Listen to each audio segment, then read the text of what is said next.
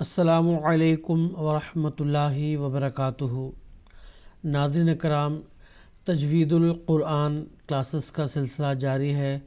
اس سلسلے میں خاکسار ایک اور کلاس کے ساتھ آپ حضرات کی خدمت میں حاضر ہے۔ ناظرین کرام، آج کے کلاس میں ہم سورہ بنی اسرائیل کے رکو نمبر 6 کی تلاوت سنیں گے۔ تلاوت کے بعد حسب سابق ہم قواعد بھی پڑھیں گے۔ اب ہم سنتے ہیں سورہ بنی اسرائیل کے رکو نمبر 6 کی تلاوت۔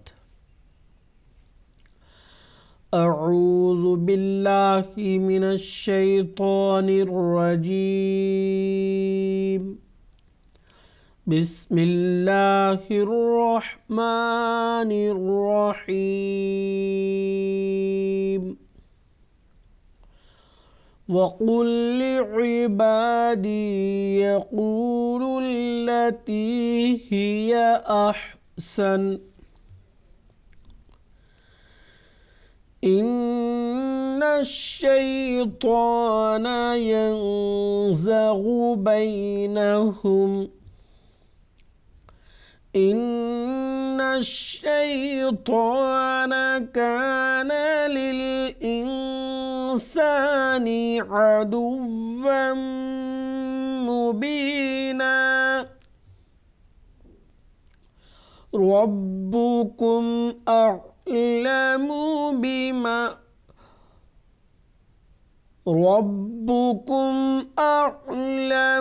بِكُمْ إِن يَشَأْ يَرْحَمْكُمْ أَوْ إِن يَشَأْ يُعَذِّبْكُمْ وَمَا أَرْسَلْنَاكَ عَلَيْهِمْ وَكِيلًا۔ وَرَبُّكَ أَعْلَمُ بِمَنْ فِي السَّمَاوَاتِ وَالْأَرْضِ وَلَقَدْ فَضَّلْنَا بَعْضَ النَّبِيِّينَ عَلَى بَعْضٍ وَآتَيْنَا دَاوُودَ زَبُورًا۔ قُلِ ادْعُوا الَّذِينَ زَعَمْتُم مِّن دُونِهِ فَلَا يَمْلِكُونَ كَشْفَ الضُّرِّ عَنكُمْ وَلَا تَحْوِيلًا۔ أُولَئِكَ الَّذِينَ يَدْعُونَ يَبْتَغُونَ إِلَى رَبِّهِمُ الْوَسِيلَةَ أَيُّهُمْ أَقْرَبُ وَيَرْجُونَ رَحْمَتَهُ وَيَخَافُونَ عَذَابَهُ إِنَّ عَذَابَ رَبِّكَ كَانَ مَحْذُورًا۔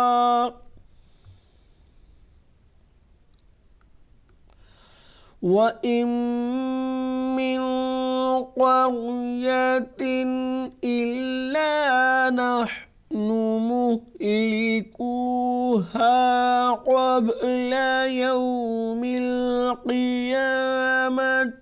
أَوْ مُعَذِّبُوهَا عَذَابًا شَدِيدًا كَانَ ذَلِكَ فِي الْكِتَابِ مَسْطُورًا۔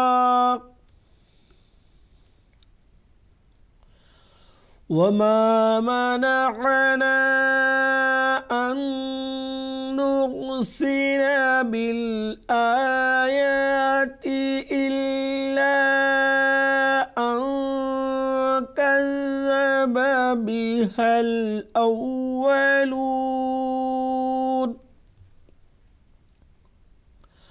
وآتينا ثمود الناقة مبصرة فظلموا بها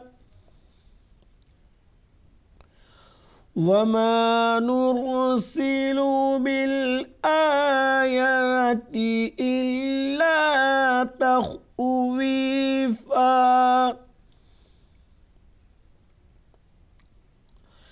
وَإِذْ قُلْنَا لَكَ إِنَّ رَبَّكَ أَحَاطَ بِالنَّاسِ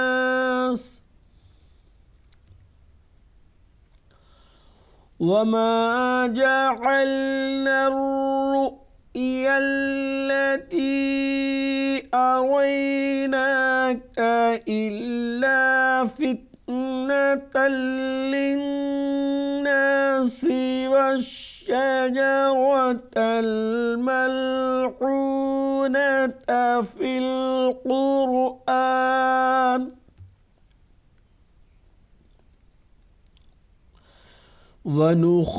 ونخوفهم فما يزيدهم إلا طغيانا كبيرا.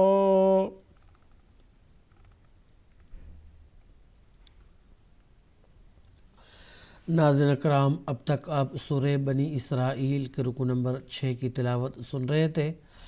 اب ہم قواعد پڑھتے ہیں. وَقُلْ لِعِبَادِي، قاف حروف پر میں سے ایک حرف ہے تو اس کو ہم گول پڑھیں گے.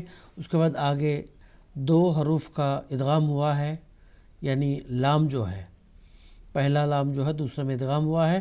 اس ادغام کو کہتے ہیں ادغام مثلین. اس کے بعد یقول التی، قاف جو حروف پر میں سے ایک حرف ہے تو اس کو گول پڑھیں گے. اس کے بعد للتی، یہاں پہ بھی دونوں لام کا ادغام ہوا ہے، اس ادغام کو بھی ادغام مثلین کہتے ہیں. اس کے بعد ہی احسن، علامت وقف یہاں طا آیا ہے تو یہاں وقف ہم نے کر دیا. وقف کرتے ہوئے جو آخری متحرک حرف ہے قاعدہ وقف مطابق اس کو ساکن کرنا ہوتا ہے، تو یہاں ہم نے اس کو ساکن کر کے وقف کیا. اس کے بعد ان الشیطان، نون مشدد ہے، ایک الف کے برابر غنہ کی آواز کے ساتھ اس کو پڑھیں گے. اور طا یہ حروف پر میں سے ایک حرف ہے تو اس کو ہم یہاں گول پڑھیں گے.